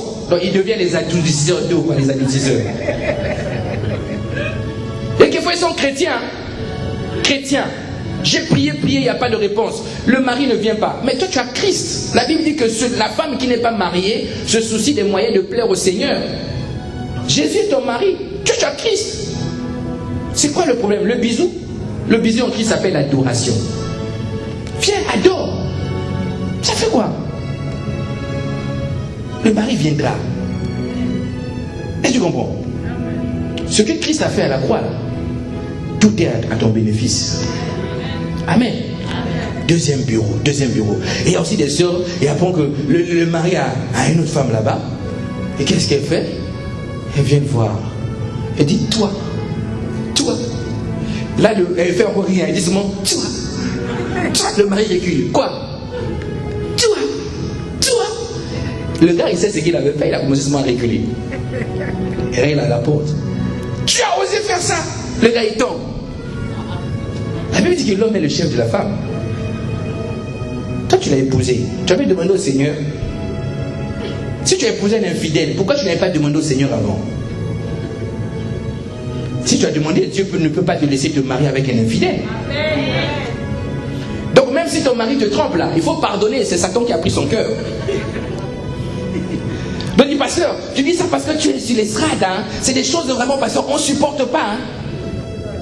Et puis, et trouve pas où me tromper. C'est avec la sœur qui est au protocole. Cette sœur-là, mon ami, on dit qu'au ciel, personne ne prendra une femme. Toi, pour la terre, tu veux tuer ta sœur. Comment on fait? Ça, c'est une catégorie de chrétiens qui n'ont pas encore compris. Alléluia. La vie chrétienne, ce n'est pas ce que nous faisons là. C'est vraiment ce que tu fais à l'extérieur. Quand tu n'es pas ici, qu'est-ce que tu fais à l'extérieur? C'est pour ça que Paul dit, vous crucifiez Jésus 2 fois. Vous le crucifiez 2 fois. Il a déjà pris le châtiment, mais toi tu traînes encore dans ces choses. Tu traînes encore dans ces choses. Tu traînes encore dans ces choses. Depuis 10 000 ans, tu as fait beaucoup de séminaires. On t'a parlé sur l'impudicité, tu n'arrêtes pas. La fornication, tu n'arrêtes pas. Le mensonge, tu n'arrêtes pas. Et tu achètes des DVD. Je connais des sœurs comme ça. Hein. Vous enrichissez les églises pour rien. Vous croyez bénir les églises en achetant des DVD. Mais tant que le DVD que tu achètes ne te transforme pas, c'est un investissement en vain. Des séminaires, on voit des gens prendre même des avions. Pasteur, je vais à un séminaire à Tokyo. Il revient du séminaire, tu sens que la personne est charnelle. Tu lui demandes comment s'est passé le séminaire. Oh, pasteur, c'était bien. Quel pasteur a prêché? Mais quand tu voyais ses doigts, qu'est-ce que ses doigts étaient clairs? Oh, ma soeur. C'est-à-dire, Satan te distrait même. Satan va te distraire alors que le Seigneur est là. Donc, je prêche là, au lieu d'écouter ce que je dis, toi tu regardes ma paire de chaussures qui a vieilli. Amen. Mais ce qui est plus important, c'est ce que je te dis, pas ce que je suis. Et beaucoup de chrétiens sont comme ça. Comment tu as trouvé le séminaire? Oh, j'ai vu l'estrade, c'était beau, hein? Il y avait la lumière. Tu vois les jeux de lumière là, ça faisait bien. Hein? Donc tout le séminaire, toi c'est les jeux de lumière. D'autres regardent les rideaux, ils regardent l'église. Oh là là, c'est bien, hein? C'est vraiment bien ici. Et le séminaire fini, il revient. Il revient pire qu'il n'était parti là-bas. Maintenant, d'autres, ce n'est pas des séminaires comme ça. Ils choisissent des séminaires prophétiques. Prophétiques. C'est les gens qui ont peur du lendemain. Ils ont peur de l'avenir. Ils aiment toujours qu'on leur dise ce qui va se passer dans l'avenir. Quelquefois aussi, le pasteur, pour lui là, il n'y a pas de révélation. Le Saint-Esprit n'a rien dit. Comme toi, tu aimes l'avenir. Tu viens là. Pasteur, qu'est-ce que Dieu dit pour moi? Dis, prie pour moi, pasteur, prie pour moi. Vous priez, Père, je te rends grâce pour ma soeur. Garde-les en toi, au nom de Jésus, amen. C'est tout, pasteur. Oh, mais tu voulais quoi? Tu as dit, prie pour moi, on a prié pour toi. Ah, pasteur, tout ce que je traverse là, vraiment, le Seigneur n'a rien dit. Il va dire quoi? Est-ce qu'il va parler parce que moi et toi, nous avons dit, Seigneur, parle maintenant? Non. Il parle quand il veut. Il ne parle pas parce qu'on lui a dit, Seigneur, parle-nous maintenant. C'est ainsi que beaucoup sont arnaqués. Beaucoup sont devenus esclaves. D'autres ont dit, bon, ok, toi, pour avoir un enfant, il faut que tu achètes toutes les chaises de l'église. Tu as déjà vu ça? Et la sœur va même à Shanghai. Elle va acheter les chaises là-bas. À Shanghai. Elle laisse le mari au chaud. Elle dit, quand je reviendrai là, seulement là, bam, grossesse. Shanghai, elle achète les chaises, elle met des containers, elle vient. Le prophète dit non. Tant que les chaises ne sont pas encore arrivées, tu vois, Dieu ne peut pas accomplir. Tu vois, quand tu vas emmener, le Seigneur va venir et l'enfant va venir. Les chaises arrivent, on dédoie les chaises, on installe à l'église. Toi, jamais le bébé. Et tu fuis l'église, lui, il a des chaises. Dis-moi amen. Amen. Comprenez ça. Christ a déjà fait des choses à la croix pour toi. L'enfant que tu vas chercher là, c'est lui qui va te le donner. Ça ne sera jamais une église. Amen. La punition qui nous donne la paix, ou le châtiment qui nous donne la paix, est tombé sur lui. Travaille pour garder ta paix. Travaille pour garder ta paix. Ne sois jamais perturbé. Un enfant de Dieu ne peut pas être perturbé. Amen. Tu sais que le compte bancaire est vide. Tu viens comme ça à la boîte aux lettres, courrier recommandé. Et tu connais les gens à qui tu dois l'argent là. Et il y a des couples comme ça. Ils voient le courrier recommandé, ils voient déjà qui a envoyé le courrier, il sait déjà le problème. Donc lui rentre à la maison, il devient nerveux. La femme parle, il est en colère. Mais chérie, il y a quoi? Ne m'appelle pas chérie. Il a perdu la paix à cause du courrier. Là, il n'a pas encore vu le courrier. Hein. Et il y en a d'autres qui fouillent la boîte aux lettres. Je parle à quelqu'un ce matin. Il fouille la boîte aux lettres. Il dit, moi, la boîte aux lettres, quand j'ouvre seulement ça, c'est des problèmes. Donc quand il ouvre la boîte aux lettres, il n'est plus en paix. Il dort la nuit, il ouvre les yeux, il commence à regarder le plafond. Il a lu la boîte aux lettres. Mais bon, la Bible dit, le châtiment qui nous donne la paix est tombé sur lui. Ce n'est pas une situation qui peut te perturber. Ça ne doit pas être une situation qui va te ravir ta paix. Tout à l'heure, le frère Guy priait et disait, je suis rassuré que nul ne peut me séparer de l'amour de Dieu. C'est Paul qui dit ces choses. Nul ne peut me séparer de l'amour de Dieu manifesté en Jésus-Christ. Ça ne sera pas la galère, le manque de ceci, le manque de cela. On voit des gens, c'est-à-dire, ils traversent une situation difficile, ils deviennent rares à l'église. Mais nous aussi, les pasteurs, nous ne comprenons plus les chrétiens. Dieu te bénit, tu disparais. Tu traverses un moment difficile, tu disparais. Donc tu es à l'église quand tu es un peu normal. Donc quand tu es moyen, chrétien moyen. Ah oui! Tu dis Seigneur, Seigneur, bénis-moi. Il te bénit, tu disparais. Les moments sont difficiles, le climat est difficile. C'est le moment de chercher Dieu. Toi, tu restes chez toi. Parce que j'ai trop de problèmes en ce moment, je ne peux pas venir à l'église. Tu vois, il faut seulement prier pour moi. À distance. Vous fatiguez les intercesseuses. Amen. Donc Jésus est mort pour te donner la paix. Là, on est encore dans le châtiment. La paix. Même si on t'a manqué, même si les choses ne vont pas, même si tout autour de toi, la saison est compliquée, tu cherches le boulot, tu ne trouves pas. Tu as fait des CV, tu ne trouves pas. Tu as pris les CV, tu as changé les couleurs. D'autres ont changé de couleur. D'autres ont même mis des photos où ce n'était pas eux. Mais la malchance qu'ils ont, c'est que le nom de famille est écrit Ngolongo. Lui met la photo d'un blanc sur le CV, le nom est Ngolongo Pierre. Celui qui prend comme ça dit, ce nom-là, non, ça c'est pas la Normandie ça. Il te détecte. Donc quand on perd sa paix, c'est une manière de crucifier Jésus doublement. Parce que lui, il a souffert pour ça. Pour que tu sois en paix. Et il y a des couples, ils sont joyeux, ils sont en paix. Quand seulement la fin du mois arrive. Quand vous traversez la 10-15, tout le monde devient colérique à la maison, des tensions. Mais chérie, c'est quoi? Ah, je suis fatigué, laisse-moi dormir. Ton problème, c'est pas ça. La joie du Seigneur est là, même s'il n'y a pas d'argent. Bénis le Seigneur. Amen. Beaucoup de chrétiens prient du 1er au 10. Ils prient beaucoup. Mais dès qu'on arrive le 11, le 12, le 13, le 14, le 15, l'argent est fini. Les prières ont diminué. C'est-à-dire, il priait 1 heure, lui vient seulement prier 15 minutes. 15 minutes à la présence du Seigneur. Ah, mais aujourd'hui, comment? Non, Dieu entend. Tu sais, la Bible dit prière efficace. La passion est partie. Vous faites les soucis, les pensées ont pris le contrôle sur la situation. Beaucoup sont comme ça. Un chrétien, c'est quelqu'un de joyeux. Parce que la joie du Seigneur est en toi. Quelqu'un de joyeux. Je vois comme ça. Frère, qu'est-ce qui se passe? Oh, pasteur, il y a des choses qui ne s'expliquent pas. Prie seulement, le Saint-Esprit va te révéler. Ah, mon frère, au lieu de m'expliquer, toi je dis le Saint-Esprit va me révéler. Tu es un homme de Dieu, non? Je ne suis pas du tout le dit, pasteur. Prie, le Saint-Esprit va te révéler. Donc je dis, Saint-Esprit, révèle-moi pourquoi le frère souffre. Donc toute la nuit, Saint-Esprit, révèle-moi pourquoi le frère souffre. Jésus va te dire, oh, mais moi j'ai déjà souffert pour lui. Dis-lui, il souffre parce qu'il n'a pas compris que moi j'ai déjà souffert.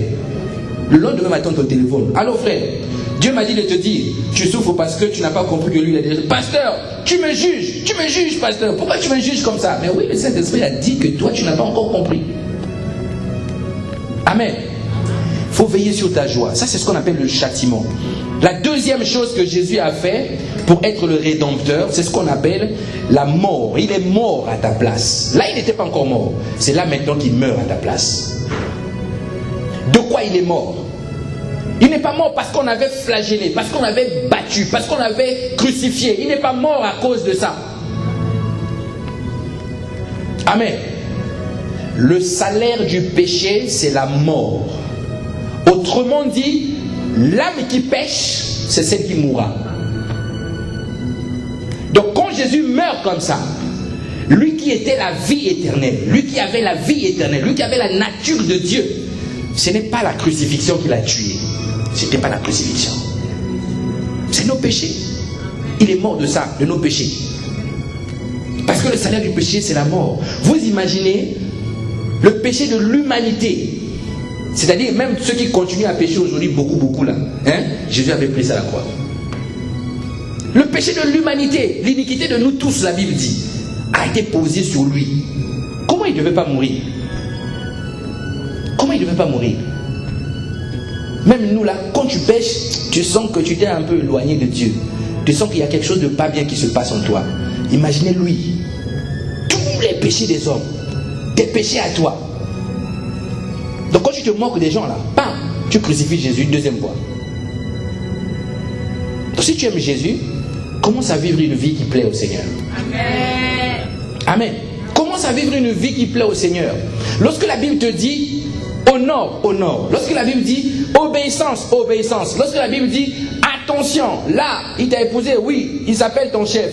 Accepte-le. Accepte-le. Il y a des femmes qui cherchent des hommes soumis. Des hommes soumis. Donc le gars, il est là, elle travaille, elle se réveille le matin, elle va au boulot, le gars est là à la maison, elle ramène ses 2000 €, la fin du mois elle sourit, elle chante des cantiques, elle lave les assiettes une fois le mois, et le mari est soumis. Elle dort et se réveille comme ça. Tu as déjà prêté les enfants? Oui chérie, je vais le faire. Soumis. Et elle est là. Elle ne fait jamais la table. Mais quand le mari fait la cuisine, c'est le mari qui dresse la table. Et les femmes qui aiment des hommes comme ça, soumis, ils pensent que ça là, c'est les hommes idéaux à épouser. Ceux qui prennent soin de toi. Parce que c'est un péché, c'est un péché. Avec ça, tu iras en enfer. Alléluia. C'est de la désobéissance, c'est un péché. Tu iras en enfer avec ça. Dieu ne joue pas avec ça, c'est un péché. C'est un péché. Amen. Ah oui, quand la Bible dit que l'homme est ton chef, et il te laisse le choix de choisir avec quel chef tu vas te mettre. Amen. Qui te commande, qui te maltraite, prie Dieu. Prie Dieu. Ne brûle pas à cause de la désobéissance. Les péchés, nous les chrétiens, nous pensons que péché c'est seulement mentir. Péché, c'est calomnier. Péché, c'est critiquer. Péché, c'est l'ivrognerie. Quand tu bois beaucoup, tu te saoules, c'est un péché. L'impudicité, c'est un péché. Mais celui qui est avec toi là, que Dieu a dit qu'il est ton chef, comment toi tu le traites? Il y a des hommes comme ça, chérie. Il ne peut plus parler. Il veut même demander 1 euro pour le pain. Mais il regarde seulement. Et la femme dit, oh toi aussi, hein? Regarde mon porte-monnaie là-bas. Et le gars aussi dans le baiser, il court, il ouvre le porte-monnaie. C'est ça, il fouille. Comme les sacs de femmes aussi, il y a beaucoup de choses. Donc dans sa douleur, il fouille au fond du sac pour aller trouver 1 euro. Alors qu'il est ton chef. Même s'il traverse des moments difficiles. Comment toi tu le regardes? Est-ce que c'est pour ça qu'il va cesser d'être ton mari? Non. Ça s'appelle la désobéissance. Mais beaucoup de sœurs ont des problèmes avec Jésus à cause de ça. Problème avec Jésus à cause de ça. Il y a beaucoup de domaines. Il ne prend pas soin de moi, pasteur. Des hommes comme ça, oh non, oh, c'est pas possible. Ça ne sert pas de perdre son temps. Mais ça ne sert pas de perdre son temps. Toi, tu es chrétien. Ça veut dire que tu ne peux pas divorcer. Toute ta vie, tu vas vivre avec lui. Qui te casse la tête, tu vis avec lui. Eh oui, jusqu'à ce que le Seigneur l'adoucit. Oh, pasteur, qu'est-ce que tu prêches là? Mais un homme comme ça, un homme violent, oh, c'est dangereux, hein? Faut divorcer, il peut te tuer un jour. Comment divorcer? Tu as épousé le lion. Reste avec ton lion. Et demande le lion de la tribu de Juda, aide-moi, toi qui es le grand lion. Il va t'aider. Ne viens pas, pasteur, je ne peux plus, je quitte la maison. La Bible dit, on n'abandonne pas le lit conjugal. Quitte la maison comment? Amen. S'il n'est pas marié, c'est ça. Bon, s'il n'est pas marié, déjà, toi tu n'es pas marié. Bon, toi tu vis avec pourquoi? Dieu déjà interdit ça. Quand tu n'es pas marié, tu es déjà condamné. Tu es déjà dans la désobéissance. Ça s'appelle la fornication. Dieu déjà condamne ça. C'est pour ça qu'il y a des sœurs qui n'arrivent plus à prier. Et puis il dit, Seigneur, bénis mon mari. Vraiment, Seigneur, accompagne le fait qu'il devienne chrétien, mon mari. Dieu voit et dit, oh, mais vous n'êtes pas marié, de quoi tu parles là? Amen. Les habitudes rentrent dans les maisons. C'est-à-dire, on est là, on se voit, oh, on peut habiter ensemble. Je suis pas mal, toi, et gentil. Donc, le mariage, au cas où tu rentres dans un foyer par jaugeage, tu jauges. Tu dis, il est intéressant, il est pas mal. Tu as un appartement, je peux venir chez toi. Tu viens. Le péché fait bouger, hein. Tu viens là. Oh, tu es pas mal. Assois-toi là. Tu te mets à côté. Tu peux pas te mettre à côté de moi. Il y a des sœurs comme ça impudiques, hein. Le frère n'a rien fait. Tu peux te mettre à côté de moi. Le frère même s'assoit à côté d'elle. Oh, mais t'inquiète pas, je suis une femme comme les autres. Il a réchauffé le gars. Et il réchauffe le gars démarre, un enfant arrive. Les problèmes commencent. Premier bourroulé, ça tombe là, pas. Le gars met la main comme ça. Oh. On fait comment? Amen. Et ils commencent à vivre ensemble. Et d'autres achètent même des alliances, comme nous, comme ça, les mariés. Ils mettent à ce doigt-là. Quand tu es marché comme ça. Donc, mariage déjà volé. Tu es déjà dans la condamnation. Tu as fait encore pire, tu as fait un enfant. Maintenant, quand tu as fait un enfant, tu es foutu. Si tu le quittes encore, double désobéissance. Puisque la Bible dit que l'enfant doit grandir avec les deux parents. Tu ne peux pas avoir un enfant sans être marié. Quand tu t'es mis avec lui, si tu ne savais pas vous parler, ne faites pas les enfants. Quand tu fais les enfants, double désobéissance. Il faut rester avec lui. Donc s'il fume du chanvre, restez la fumée. On fait comment? C'est ça la crainte de Dieu. C'est ça ce qu'on appelle craindre Dieu. Donc le péché va tuer. Le péché va te tuer à petit feu. Tu ne peux pas voir le père de la fille. Le père ne te connaît pas. Tu es rentré par la fenêtre. On ne te connaît pas. Et j'ai vu des hommes, ils vivent avec une femme depuis 5 ans. Ils demandent, en fait, rappelle-moi, comment s'appelle ton père? C'est comment le prénom de ton père? Alléluia. Et tu vois, la sœur aime le frère. Quelqu'un qui te méprise, il ne connaît même pas le prénom de ton père. Tellement vous êtes appris à voler, dans votre vol, tout est confus, mélangé. Il y a des couples, tu vois comme ça, tu sens que le mariage est même diabolisé, quoi. Le couple est diabolisé. Ils ne sont pas mariés, mais tu sens que ça respire le diable. Et puis quand c'est comme ça, viens. Oh, les hommes, c'est des salauds. C'est pas des salauds. C'est que tu as épousé un salaud.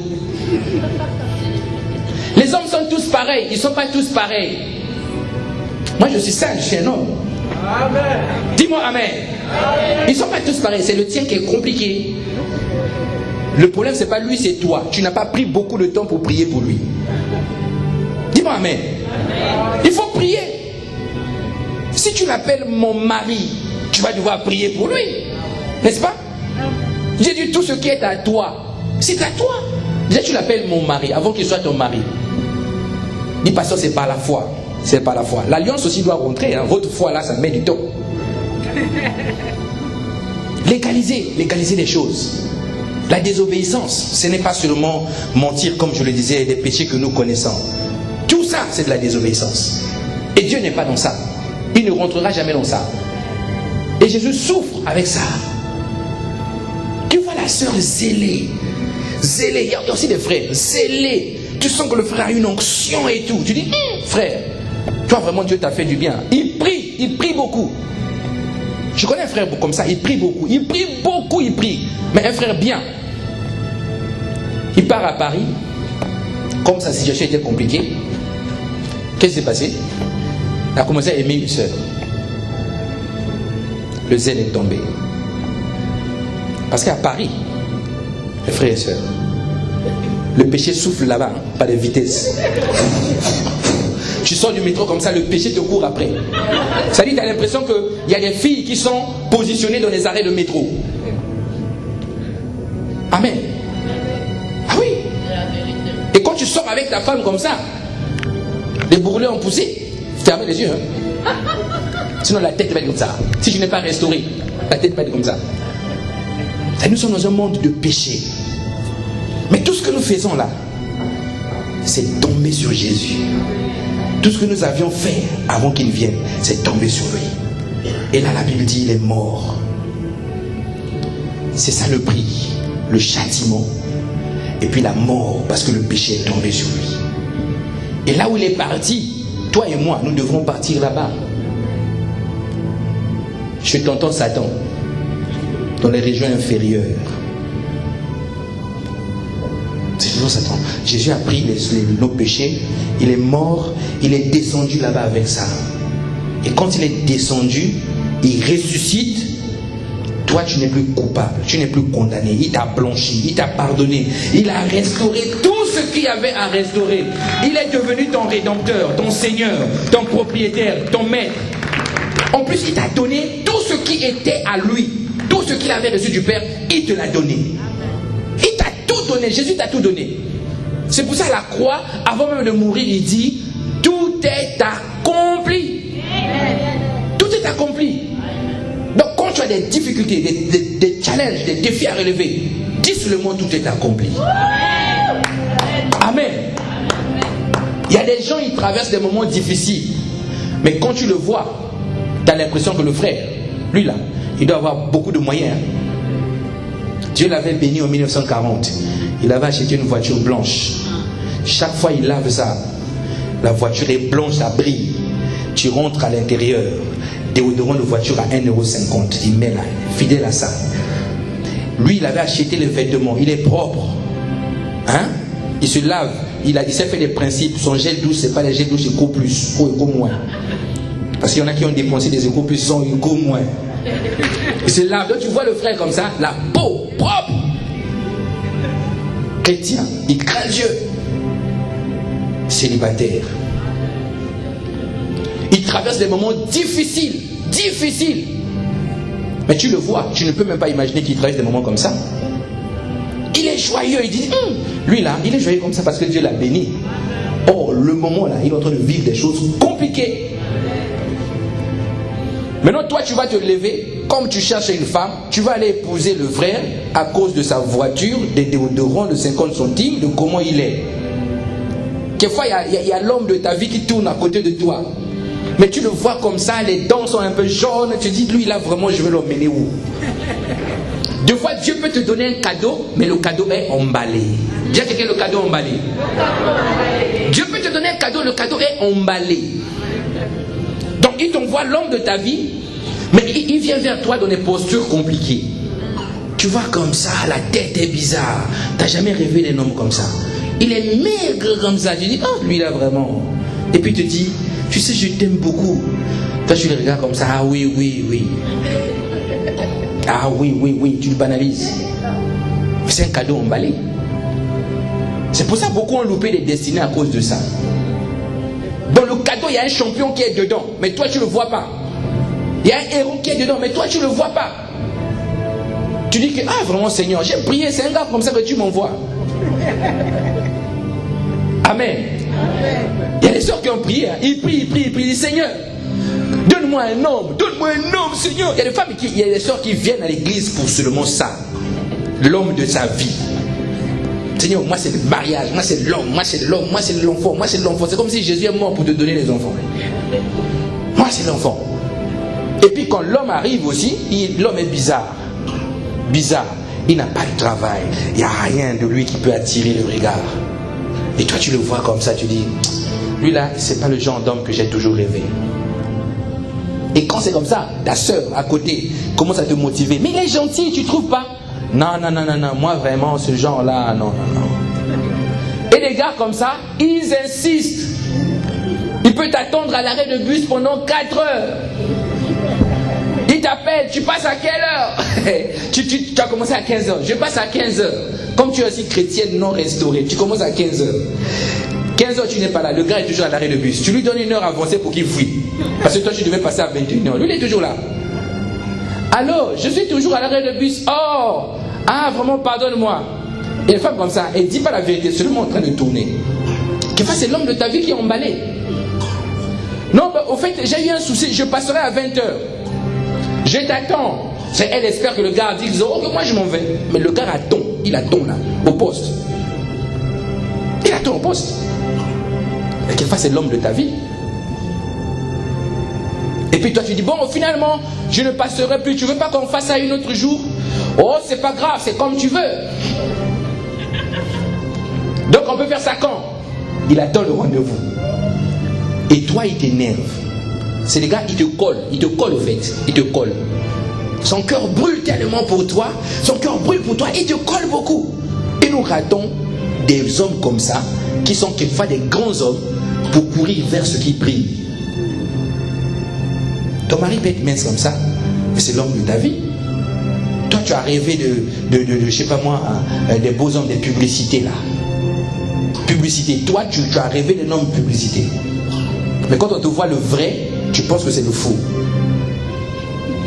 Tu penses que c'est le faux. Tu regardes ce qu'il a. Il a quoi? Il vit encore chez les parents. Mais il veut m'emmener où lui là?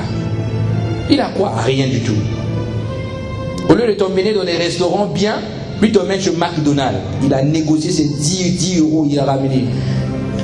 Il ne peut même pas payer un repas adulte, il paye 2 menus enfants 8 euros. Donc toi tu t'assois malgré toi quoi. Tu as envie de lui dire mais je veux pas, mais tu n'arrives pas. Et quand c'est comme ça, Dieu va t'entourer des hommes, mais compliqués, carrosses, bien, propres, parfumés et tout. Ils viennent à côté de toi. Oh, lui là, il va me perdre du temps. Moi c'est vraiment là-bas, le paradis est là-bas. Mon ami, tu rentres là-bas parce que tu as suivi la voiture des choses là. Elle est pudique. La Bible dit que par ses meurtrissures, nous sommes guéris. Oui, c'est une chose. Mais la Bible dit qu'il est devenu malédiction pour que, par sa malédiction, il nous communique la bénédiction. Mais la bénédiction peut être emballée. Emballée. Mais comment toi tu le vois? Donc, si vous avez compris ce que Christ a fait à la croix, et que vous êtes des hommes et des femmes, que Dieu a libérés à la croix, et il a communiqué la grâce, il a communiqué la bénédiction, ne cherche pas toujours à courir vers ce qui te plaît. Ne cherche pas toujours ce qui te plaît, parce que ce qui te plaît peut te surprendre. Jésus, ça lui plaisait pas de mourir à la croix, mais c'était une bonne chose qu'il était en train de faire. À un moment, il a voulu changer ta vie. Il a dit, Père, éloigne-moi cette coupe. Après, il a compris, il a dit, non, toutefois, ce que toi tu veux, ta volonté, pas la mienne. Amen. Ça, c'est l'œuvre de la croix. Donc, le chrétien, c'est quelqu'un qui est libéré de toutes ces choses-là. Libéré complètement. Dis-moi Amen. Nous allons nous lever. La prochaine fois, nous allons continuer sur la rémission des péchés et toutes ces choses. Donc comprends que la rédemption, c'est vraiment le rachat. Un châtiment qui a été subi pour toi, pour que tu aies la paix. C'est la mort de quelqu'un. Un homme est mort pour toi. Alléluia. Je vais t'inviter ce matin à prier sincèrement. Tu vas dire au Seigneur, Seigneur, accorde-moi la grâce de jouir des grâces et bénédictions qui sont rattachées à la rédemption.